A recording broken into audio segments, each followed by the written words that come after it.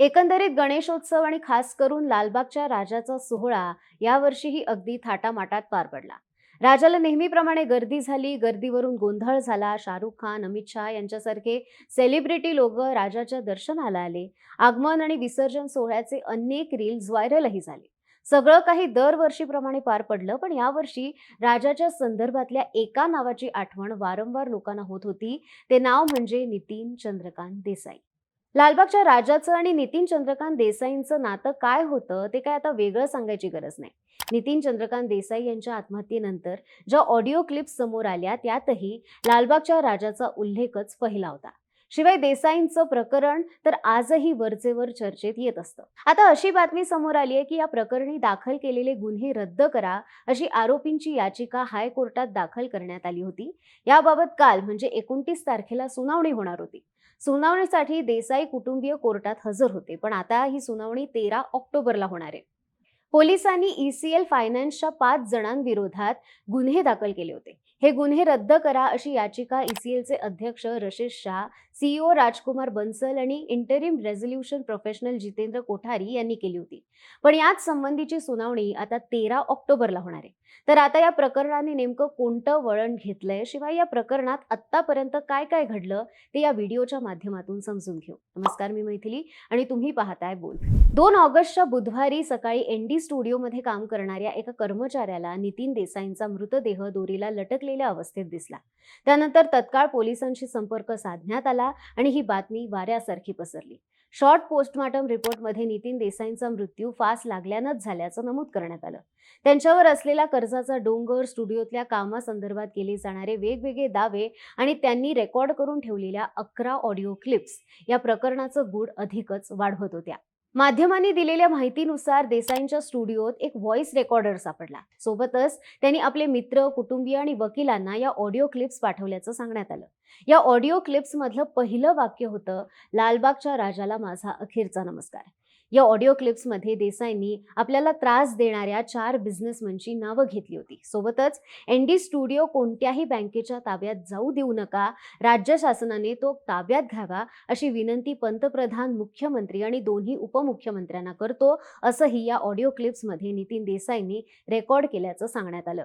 त्यावेळी 2020 पासून नितीन देसाई हे प्रचंड आर्थिक अडचणीत सापडले होते अशा बातम्या यायला सुरुवात झाली. ND स्टुडिओतलं चित्रपट निर्मितीचं काम बंद पडल्याने त्यांना मोठ्या आर्थिक संकटाला सामोरं जावं लागत होतं.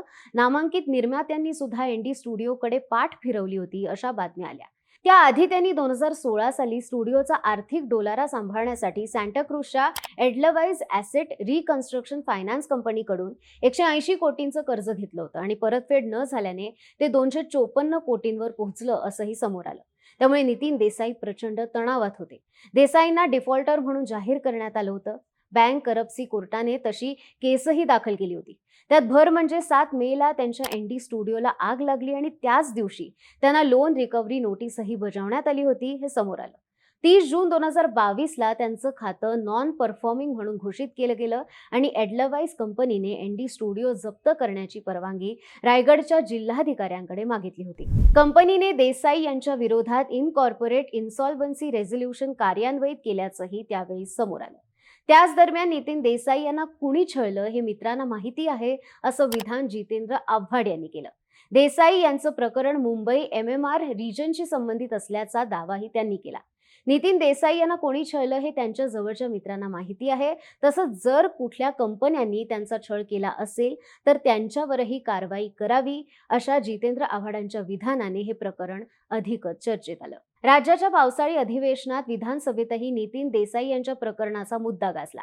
नितीन देसाई यांना कर्ज देणाऱ्या खासगी कंपनीच्या भूमिकेची चौकशी केली जाईल असं उपमुख्यमंत्री देवेंद्र फडणवीस यांनी सांगितलं. कंपनीने जास्त व्याज आकारलं की नाही हे तपासात कळेल. देसाई यांच्यावर दबाव आणला जात होता का आणि ते तणावाखाली होते का? देसाई यांच्या स्टुडिओचं संरक्षण कसं करता येईल किंवा सरकारकडून तो ताब्यात घेता येण्याबाबत कायदेशीर बाबींचा विचार केला जाईल असंही फडणवीस म्हणाले होते. तर नितीन देसाई यांच्या प्रकरणाविषयी बोलताना नाना पटोले म्हणाले की हा ठाण्याचा प्रश्न आहे. ठाण्यातले अनेक लोक यात सहभागी आहेत. नितीन देसाई यांच्या बरोबर खूप राजकारणी लोक होते. ठाण्यात त्यांच्या एका प्रोजेक्टचं काम सुरू होतं. आता कर्जामुळे त्यांनी त्यांचं जीवन संपवलं की अजून काही, पण हा विषय ठाण्याशी निगडीत आहे. यात कोण कोण सहभागी आहे हे आज न तो उद्या समोर येईल. शिवाय आम्ही आमच्याकडून माहिती गोळा करणं सुरू केलेलं आहे, असंही नाना पटोले यांनी सांगितलं. 4 ऑगस्ट रोजी नितीन देसाई यांचे सगळे अंत्यविधी पार पडले. बॉलिवूडमधून आमिर खान, आशुतोष गोवारीकर, मधुर भांडारकर, तर मराठी इंडस्ट्रीमधून रवी जाधव, सुबोध भावे, मानसी नाईक, निखिल साने यांसारख्या कलाकारांनी नितीन देसाई यांच्या पार्थिवाचं अंत्यदर्शन घेतलं. त्यांनी त्यांचं जीवन संपवण्याआधी एक चिठ्ठी लिहून ठेवली होती. त्या चिठ्ठीत त्यांनी त्यांच्यावर एनडी स्टुडिओतच अंत्यसंस्कार करण्याची इच्छा व्यक्त केली होती. जोधा अकबरच्या सेटजवळ असलेल्या हेलिपॅडवर माझ्यावर अंत्यसंस्कार करण्यात यावे, असं त्यांनी त्या चिठ्ठीत लिहिलेलं होतं. या प्रकरणाचा तपास सुरूच होता. त्यात 5 ऑगस्ट रोजी एक महत्त्वाची बातमी हाती आली. ईसीएल फायनान्स आणि एडलवाइस ग्रुपच्या रशीद शाह, केयूर मेहता, स्मित शाह, आर.के. बन्सल, जितेंद्र कोठारी या 5 जणांवर खालापूर पोलीस ठाण्यात गुन्हा दाखल करण्यात आला. नितीन देसाई त्यांच्या ऑडिओ क्लिप्समध्ये काय बोलले ते समोर आलं आणि त्यांनी त्यांच्या याच ऑडिओ क्लिप्समध्ये या नावांचा उल्लेख केल्याचं आढळलं. रशीद शाह गोडबोले असून अनेक छोट्या मोठ्या उद्योजकांसाठी मी कष्टाने बनवलेला स्टुडिओ त्याने गिळण्याचं काम केलं. मी त्याला 100 फोन केले, पण त्याने ते उचलले नाही. आर्थिक गुन्हे शाखा, एनसीएलटी कोर्ट, डीआरटी यांच्याकडून माझा प्रचंड छळवाद केला. माझ्याकडे 2-3 इन्व्हेस्टर गुंतवणूक करण्यासाठी तयार असताना मला सहकार्य केलं नाही. माझ्यावर डबल टिबल कर्जाचा बोजा टाकून मला प्रेशर करण्यात आलं. स्मित शाह, केयूर मेहता, आर.के. बन्सल यांनी माझा स्टुडिओ लुटण्याचा, माझी नाचक्की करण्याचा आणि मला घेरण्याचा प्रयत्न केला. या लोकांनी माझी वाट लावली. मला पैशांसाठी धमक्या देऊन या नराधमांनी माझ्यावर दबाव आणला. सोन्यासारखं असलेलं माझं ऑफिस मला विकायला लावलं. एका मराठी कलाकाराला जीवे मारण्याचं काम या नराधमांकडून केलं जातंय आणि मला षड्यंत्र करून दडपून टाकत मला संपवण्यात आलंय, असं देसाई यांनी आपल्या ऑडिओ क्लिप्समध्ये म्हटल्याचं समोर आलं. ईसीएल आणि एडलवाइसच्या अधिकाऱ्यांनी केलेल्या मानसिक छळाला कंटाळून देसाई यांनी आपलं आयुष्य संपवलं, अशी तक्रार त्यांची पत्नी नेहा यांनी केल्यानंतर पोलिसांनी ही कारवाई केली होती. त्यानंतर या प्रकरणाचा पोलिसांनी कसून तपास करायला सुरुवात केली.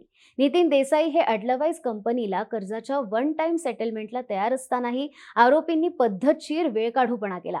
दरम्यान 180 कोटी कर्जाचा आकडा व्याजासह 252 कोटीवर गेल्यानंतर आरोपींनी एनसीएलटी कोर्टात अचानक धाव घेतली आणि याचाच देसाई यांना धक्का बसला, कारण स्टुडिओवर कब्जा मिळवण्याचाच आरोपींचा इरादा होता, असा जबाब देसाई यांची पत्नी नेहा यांनी त्यावेळी केला.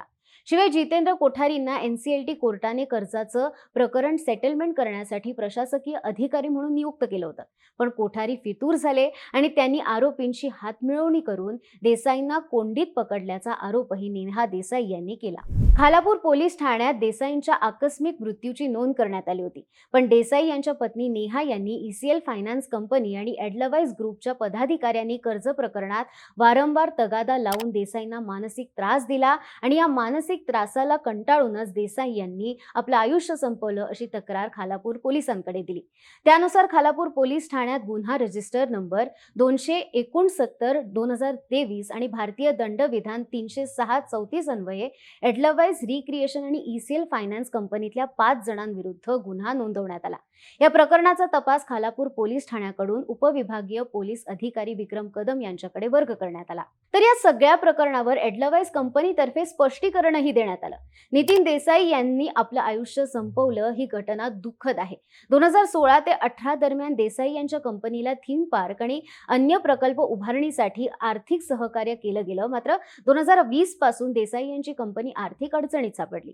अनेक प्रयत्नांनंतरही सुधारणा झाली नाही. अखेर 2022 आणि जुलै 2023 मध्ये कंपनी दिवाळखोरीत निघाली. त्यानंतर आरबीआयच्या मार्गदर्शक तत्वांनुसार आणि सर्व कायदेशीर प्रक्रियांच्या अधीन राहूनच देसाई यांच्या कंपनीची दिवाळखोरीची प्रक्रिया सुरू केली आणि त्यांच्यावर वसुलीसाठी कुठल्याही प्रकारचा दबाव टाकला गेला नव्हता, असं स्पष्टीकरण एडलवाइस कंपनीने दिलं.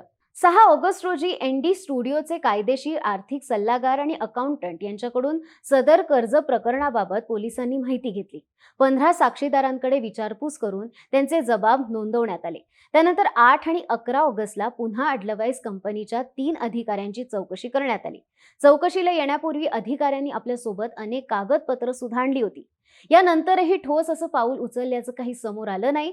दरम्यान या अधिकाऱ्यांतर्फे आपल्यावरचा गुन्हा रद्द करण्याविषयी कोर्टात याचिका दाखल केली गेली होती. त्यानंतर 18 ऑगस्टला एडलवाइसच्या अधिकाऱ्यांना अटकेपासून अंतरिम संरक्षण देण्यास उच्च न्यायालयाने नकार दिला.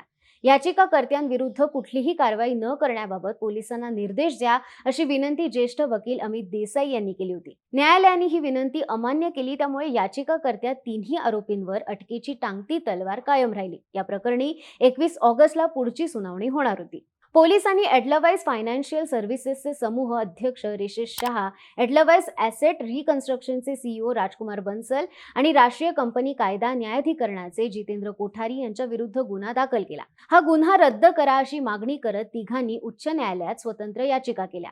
त्या याचिकांवर न्यायमूर्ती नितीन सांबरे आणि न्यायमूर्ती राजेश लड्ढा यांच्या खंडपीठापुढे सुनावणी झाली. एडलवाइसच्या अधिकाऱ्यांनी नितीन देसाई यांना आपलं आयुष्य संपवण्यासाठी प्रवृत्त करणारं कुठलंही कृत्य केलेलं नाही, असा युक्तिवाद ॲडव्होकेट अमित देसाई यांनी केला. त्यानंतर अशीच बातमी आली 8 सप्टेंबरला. उच्च न्यायालयात धाव घेतलेल्या तिन्ही आरोपींनी अटकेपासून अंतरिम संरक्षण देण्याबाबत 7 सप्टेंबरला न्यायालयाला आग्रही विनंती केली होती. पण त्यांची ही विनंती मान्य करण्यास न्यायालयाने स्पष्ट नकार दिला आणि पुढील सुनावणी 12 सप्टेंबरला निश्चित केली. त्यामुळे आरोपींवर अटकेची टांगती तलवार तेव्हाही कायम होती. त्यानंतर 12 सप्टेंबर नंतरची पुढची सुनावणी 29 तारखेला होणार होती. पण काही कारणाने आणि गणपती विसर्जनामुळे खालापूर पोलीस ठाण्यातले जे तपास अधिकारी आहेत ते कोर्टात उपस्थित राहू शकले नाही. त्यामुळे सरकारी वकिलांनी या संदर्भात वेळ मागून घेतला आणि ही सुनावणी 13 ऑक्टोबर पर्यंत तहकूब झाली. तसंच नितीन देसाई यांना टोकाचं पाऊल उचलवण्यास प्रवृत्त करणारे जे आरोपी आहेत त्यांना कोणताही अंतरिम दिलासा किंवा अटकेपासून संरक्षण न देता ही सुनावणी आता 13 ऑक्टोबर पर्यंत तहकूब झाली. आता या प्रकरणाला नेमकं कोणतं वळण मिळणार हे समोर येईलच. तुर्तास तुम्हाला या प्रकरणाविषयी काय वाटतं आम्हाला कमेंट करून नक्की सांगा आणि बोलबिडूच्या YouTube चॅनलला सबस्क्राईब करायला विसरू नका.